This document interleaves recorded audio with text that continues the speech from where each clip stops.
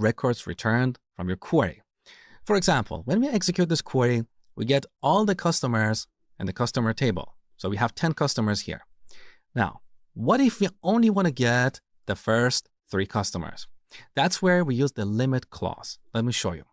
So after from, we type out limit 3, and this will return only the first 3 customers.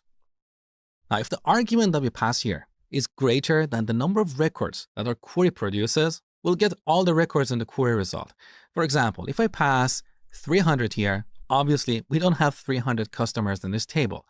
So when we execute this query, we'll get all the 10 customers in this table. So this is how the limit clause works. Now here we can optionally supply an offset, and this is very useful in situations where we want to paginate the data. For example, let's say we have a website, and on this website we have a web page for the user to see all the customers in the database. Now for simplicity, let's imagine we want to show only 3 customers per page. So what are the customers that we're going to have on page 1? We're going to have customers 1, 2, 3. On page 2, we're going to have customers 4, 5, 6. And on page 3, we're going to have customers 7, 8, 9. Now, let's say we want to write a query to retrieve the customers on page 3. How can we do that?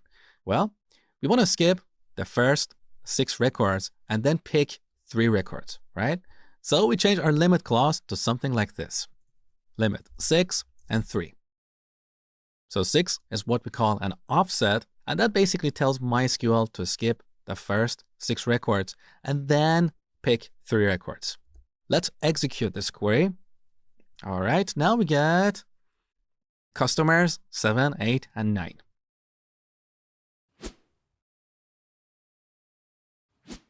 Now, for your exercise, I want you to get the top 3 loyal customers.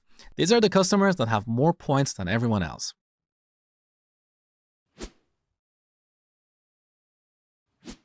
All right, first we select everything from the customers table. Now we need to order these customers by their points in descending order. So if you look at the query result, you can see that customers are sorted by their loyalty. So the most loyal customers come first. Now we want to pick only the first 3 customers. And that's where we use the limit clause. So limit 3. Let's execute this query. And these are the most loyal customers, customers with IDs 5, 6, and 3. Now, here's one thing I want you to remember, and that is the order of the limit clause. The limit clause should always come at the end. So first we have the select clause, then we have from, optionally we can have where, followed by order by, and finally limit. The order of these clauses matters. If you change the order, MySQL is going to yell at you. So pay attention to the order when writing your queries.